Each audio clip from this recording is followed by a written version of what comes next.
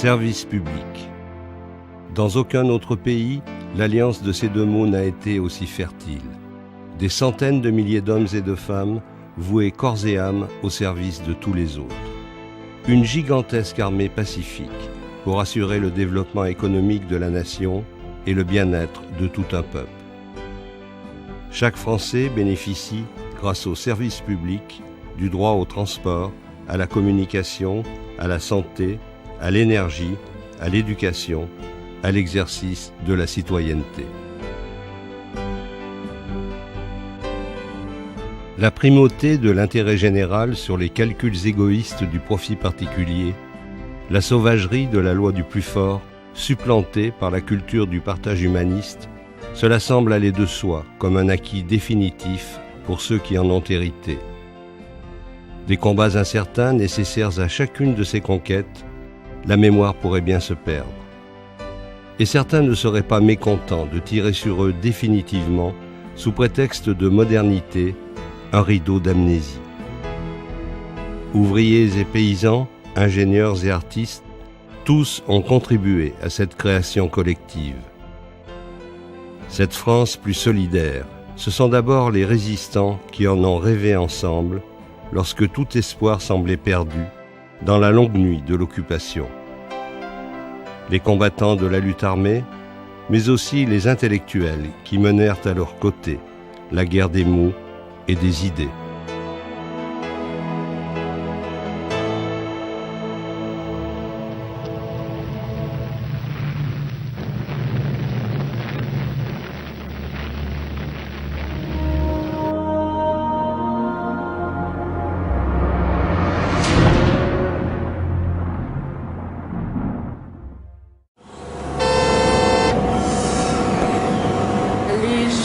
L'extérieur, quand on dit qu'on travaille à l'usine en général, on n'a pas une très bonne image.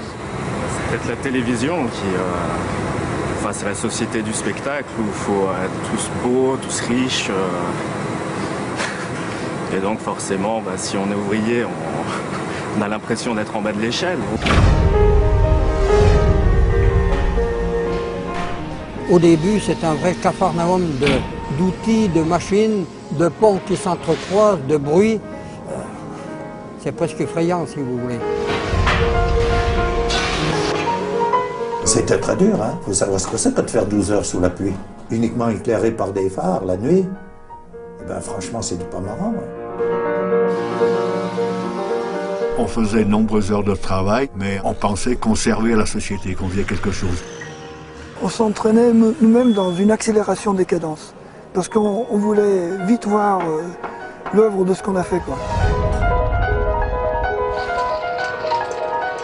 On est stupéfait par l'emploi du temps énorme de ces ouvriers paysans.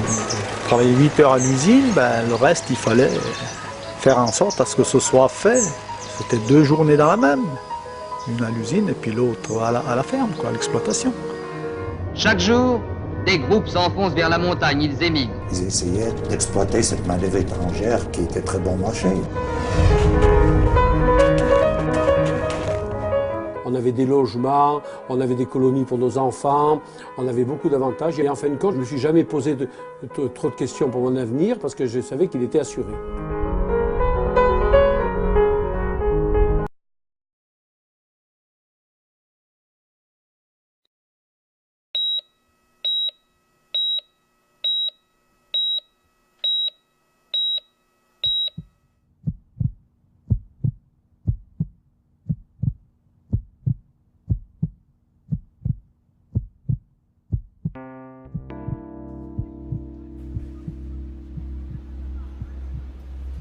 À 60 ans, le travail, c'est plus forcément la santé.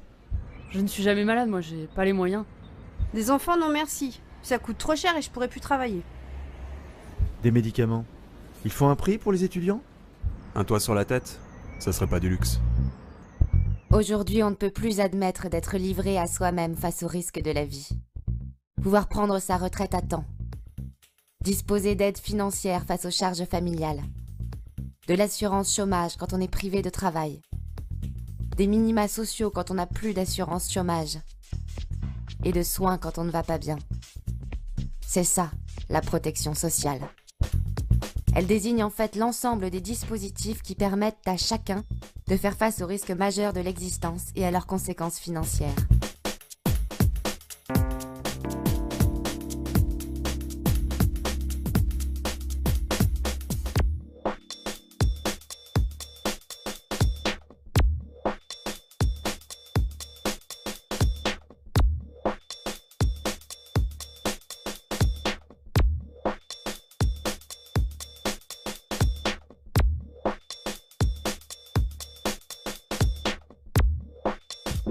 Ces dispositifs sont basés sur la solidarité entre salariés et retraités, entre malades et bien portants, entre avec et sans emploi, entre avec ou sans charge de famille. Bref, à un moment donné, entre ceux qui sont exposés à ces risques et ceux qui n'y sont pas, ou pas encore exposés. C'est ainsi que tout au long de notre vie, nous sommes protégés, et nous sommes tous les acteurs de cette solidarité. Après tout, c'est normal, naturel. C'est une question de dignité humaine, de droit. C'est même dans la Constitution. Non, ce n'est ni normal ni naturel. Il a fallu lutter pour obtenir ses droits et ses moyens d'être protégés. Lutter et résister. Car c'est de la résistance que nous vient le pôle dominant de notre système de protection sociale. Nous sommes presque au sortir de la Seconde Guerre mondiale, en France, dans un pays ruiné par 4 années d'occupation. Et c'est pourtant de ces ruines que surgira la sécurité sociale.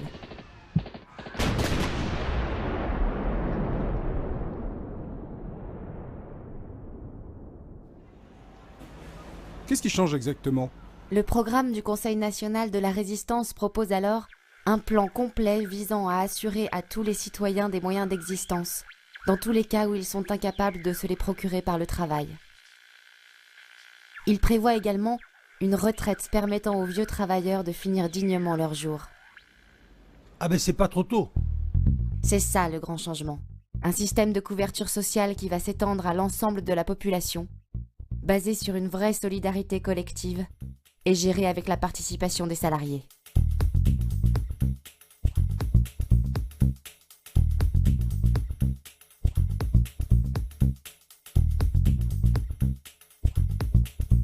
Mais depuis quelques décennies, machine arrière.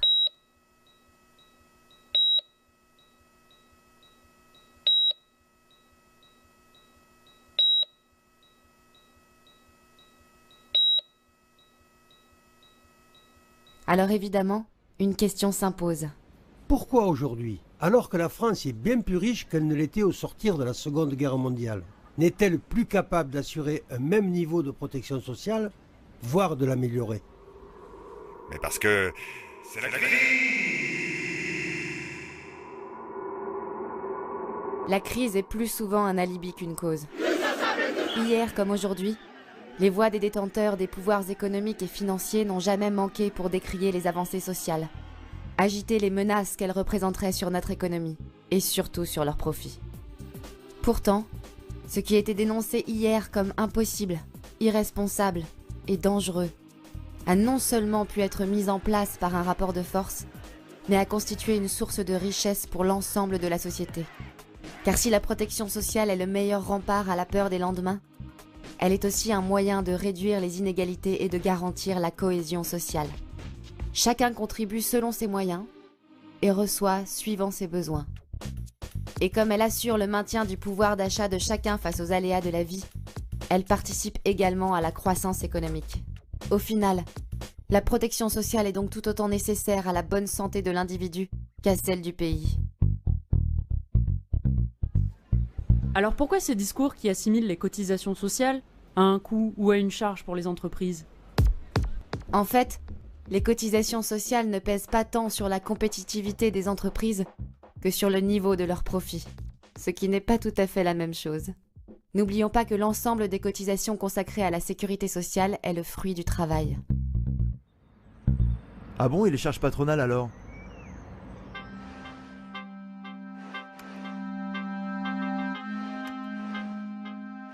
Qu'elles soient patronales ou salariales, toutes les cotisations sociales désignent ce qu'on appelle le salaire socialisé, c'est-à-dire la part de notre rémunération qui est mise au pot commun pour que n'importe lequel d'entre nous puisse être protégé.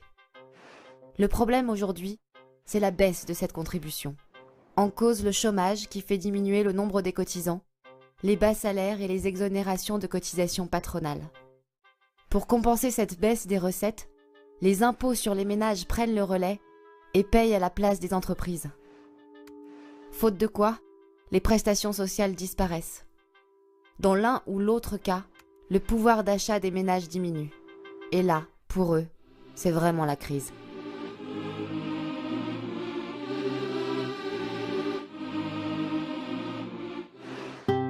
Notre protection sociale et son financement doivent donc continuer à être liés au travail.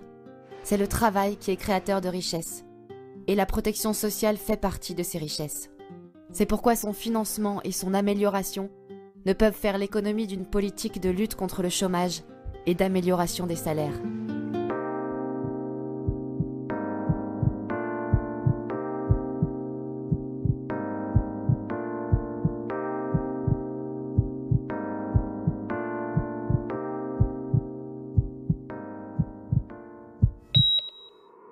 On ne peut pas, c'est la crise. Non seulement on peut, mais face à cette crise, la protection sociale fait partie des solutions. L'améliorer, c'est redonner de la dignité humaine, mais c'est aussi faire avancer d'un même pas le progrès économique et social. C'est un choix de société, une question de rapport de force pour une meilleure répartition des richesses. La protection sociale, c'est notre argent. C'est un investissement pour notre avenir. Et notre avenir, c'est à nous d'en décider.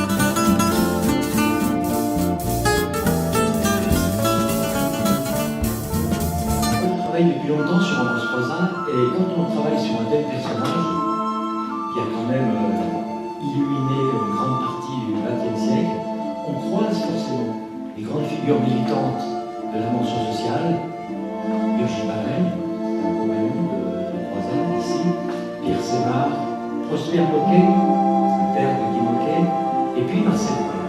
Et ce qui m'a toujours frappé, c'est la grande proximité du chemin de Marcel Paul et d'Ambroise Croizat. Ils ont la même origine sociale. Tous les deux sont pauvres. Ils ont le même engagement politique au même moment. Ils s'engagent tous les deux politiquement contre la guerre de 14. Ils prennent le même canal syndical, la CGT, le même canal politique au départ, la SFIO. Ils se retrouvent ensemble, tous les deux, sur les mêmes bancs au congrès de Tours.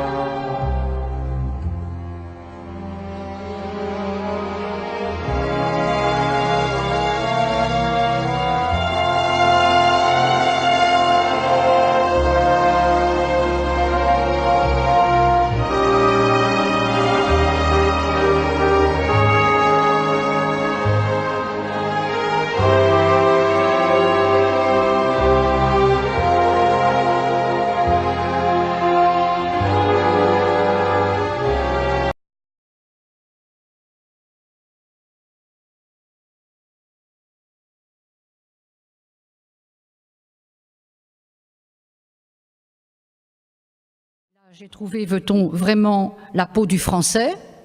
Je vais tout de suite donner le tempo. J'ai dit à Lucien tout à l'heure, mais veut-on vraiment la peau de la France? Voilà.